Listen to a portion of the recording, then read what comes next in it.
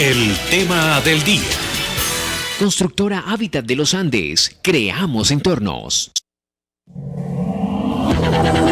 Los personajes nacionales hablan del Tolima en Econoticias.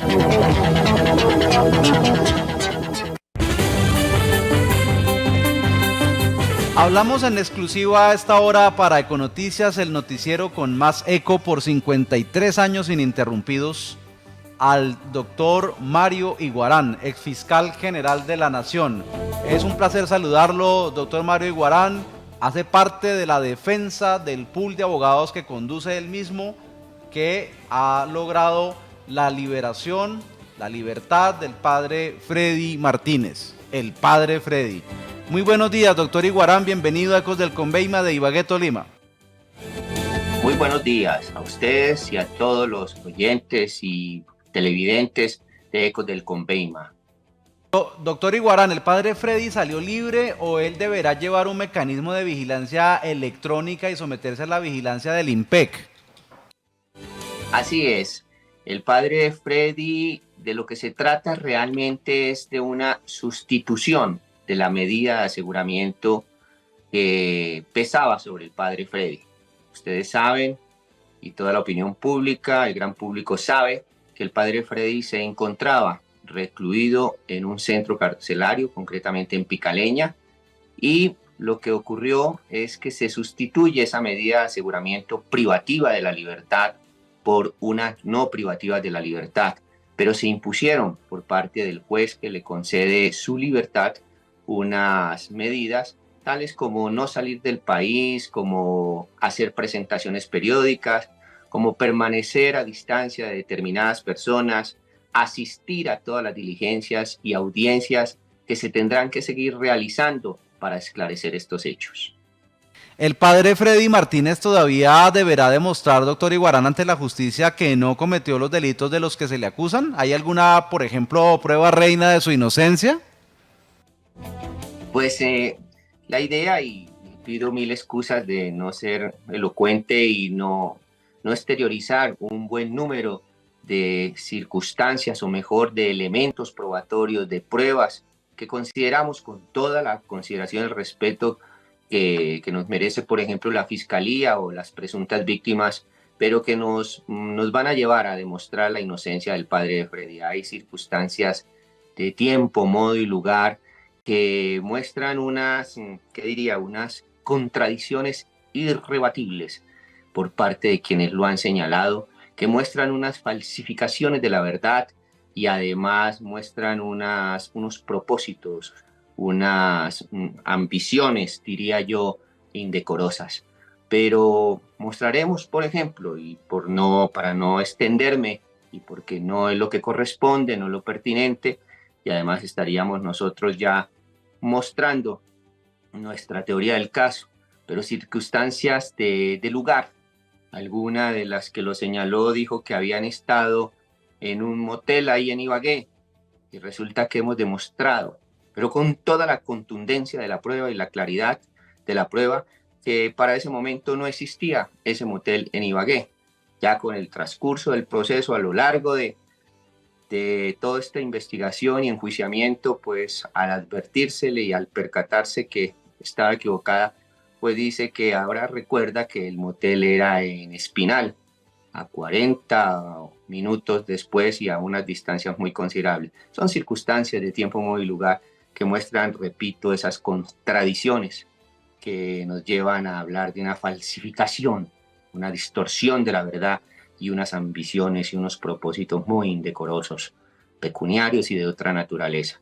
Pero bueno, ahora lo que tenemos es que seguir abiertos a darle las explicaciones a la Fiscalía y las justificaciones a los jueces. La Fiscalía está haciendo su trabajo, ella está ahí por constitución, por ley, por nómina, para eso están los fiscales, para investigar cuando alguien hace un señalamiento. Doctor Iguarán, ustedes dicen que hay un interés de lucrarse económicamente, si le estoy entendiendo bien, por parte de las denunciantes, y además, ¿la Fiscalía entonces les da credibilidad a las presuntas víctimas? En principio, pues la Fiscalía tiene que hacer su tarea. En un principio tiene que, con unos elementos inferir razonablemente que hay cómo abrir una investigación, luego con unos elementos afirmar con probabilidad de verdad que él puede ser el autor, y luego, ahora como estamos en la etapa del juicio, será ella quien decida si considera que con lo que hay puede pedir una sentencia condenatoria. Pero lo que importa por ahora, porque ese es el debate que se va a dar, el padre ahora en libertad y con todas esas medidas que al final pues son restrictivas de su libertad, son restrictivas, pero está dispuesto entonces a presentarse a todas estas diligencias, a todas estas audiencias y seguir dando las explicaciones que yo creo que, como algunos en unas audiencias que de alguna manera han sido públicas, han advertido que se habló, por ejemplo, de que unos hechos de tocamiento habían ocurrido en un inmueble. Pues resulta que para ese momento ese inmueble pertenece a otras personas, no hacía parte de la congregación, no tenía nada que ver el padre, jamás él para ese momento había estado allí. Posteriormente sí estuvo, pero no para el momento en que se dice que ocurrieron unos hechos de tocamiento. Entonces, así podríamos durar tiempo diciéndoles, como ustedes lo van a ver, cómo hay son unos testimonios mendaces que seguramente tienen unos propósitos, por ahora los llamaría indecorosos. El día de mañana, pues seguramente van a ser investigados, como ha pasado en muchos casos en Colombia, donde se hacen señalamientos. Yo recuerdo, nosotros también conocimos del caso que se conoció muy mediático, que el caso Colmenares. Allí todos esos testigos a los cuales en principio la justicia les creyó y toda la opinión pública, hoy por hoy esos 3 testigos, eso que faltaron más porque el fiscal del caso nos decía que tenía más testigos, todos 3 hoy están purgando penas por falso testimonio, por el fraude, por el manipular la justicia. Entonces, ese es un debate que se va a seguir dando en su momento. Creemos que en el proceso se están adelantando las diligencias como corresponde.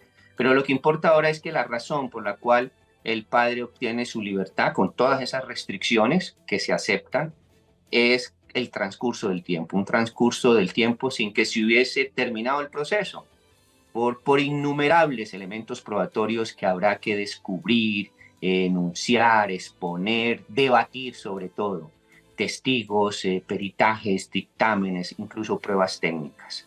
Y no solo por el transcurso del tiempo, sino porque esta defensa pudo acreditar ante la judicatura que, en primer lugar, él no es un peligro para la sociedad y para las víctimas, entre otras, no solo porque él ya no ejerce esa profesión o misión sacerdotal, que sí era lo que preocupaba.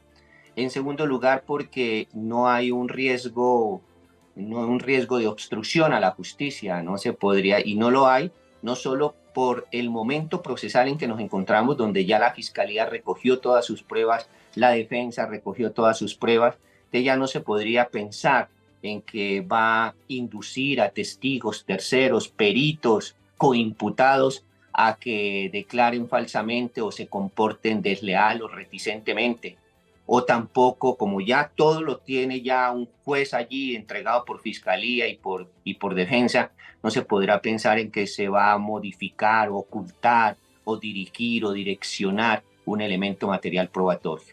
Pero no solo, no hay riesgo de obstrucción a la justicia por el momento procesal en que nos encontramos, porque ya todo está recogido, ya todo se tiene, sino por el comportamiento procesal del padre Freddy, que siempre ha estado abierto, dispuesto a acudir a los llamados de la justicia, como lo seguirá haciendo.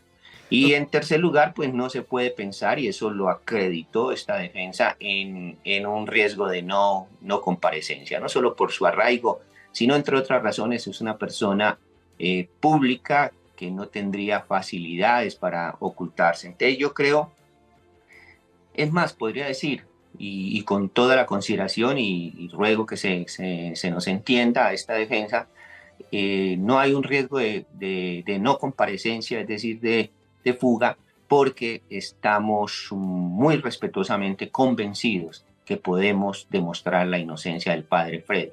Entonces, si ese es nuestro convencimiento, si es ello, ¿por qué entonces no no debemos de enfrentar este proceso en una libertad con esas restricciones, pero como corresponde en un Estado de Derecho, porque ya después de más de 2 años privado de la libertad sin que se resuelva su situación jurídica, pues creo que en cualquier ordenamiento jurídico, cualquier sociedad civilizada, obsecuente y obediente de las normas que corresponden a la dignidad de las personas, así estén siendo señaladas de un delito, deben ser respetadas. Entonces, doctor Iguarán, ¿el vencimiento de términos ha sido responsabilidad de quién? No, yo no diría que ha sido, no, se trató de una sustitución de la medida por un vencimiento de términos.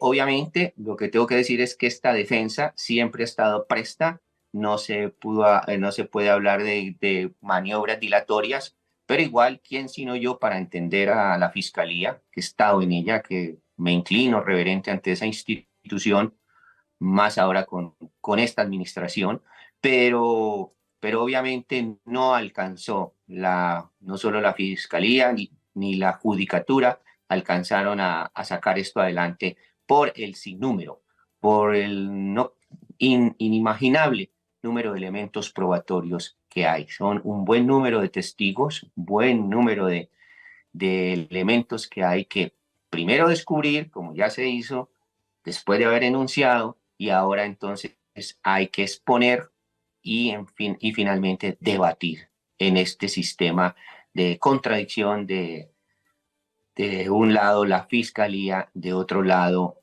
la defensa y un Ministerio Público que está allí obviamente no para representar los intereses de la víctima, ni de la defensa, ni del acusado, sino de la sociedad, que eso se debe tener muy claro.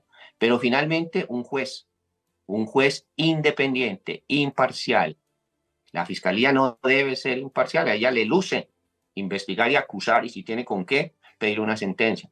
Pero los jueces sí tienen que ser independientes, imparciales, y entonces ahí estamos, Fiscalía y Defensa, para que un juez el día de mañana decida. Doctor Iguarán, ¿hay alguna manera como la defensa del padre Freddy, es decir, ustedes, el pool de abogados del doctor Mario Iguarán, pueda demostrar que todo ha sido una tramoya craneada por la señora Consuelo, que hay una supuesta vendetta contra el padre Freddy porque el padre Freddy coadyuvó para que Consuelo no tuviera la patria potestad de su hija? Pues es algo que no lo voy a decir aquí, será el momento del juicio que lo diré. No lo voy a decir aquí, no lo digo yo, sino que lo van a decir las pruebas y lo que se ha llevado allá en el juicio. Por último, doctor Mario Iguarán, ¿cómo está el padre Freddy? ¿Cómo está de salud? ¿Cómo está de ánimo? ¿Cómo se encuentra él en este momento? No, el padre Freddy, creo que por esa fortaleza espiritual ha podido soportar esta situación que no se le desea absolutamente a nadie. Desde un principio se vieron unos señalamientos que realmente no tenían ningún asidero. Personas que dicen que bajo el estado la colocó bajo un estado de inconsciencia, pero no obstante bajo estado de inconsciencia ella se bajó de un carro a conseguir un preservativo para continuar con él para un motel, y ella luego reconoce que dentro de la relación ella no permitió ciertas situaciones dentro de la relación sexual de ese momento, no obstante que decía que estaba en un estado de inconsciencia o de enajenación mental. Entonces son aspectos que se van a debatir allá muy claramente y van a demostrar, porque no solo vamos a demostrar que no corresponde a la verdad, que es mendaz, que es mentira, sino vamos a demostrar los móviles, las razones. Y sí, resulta en algún caso que se trataba de una vindicta por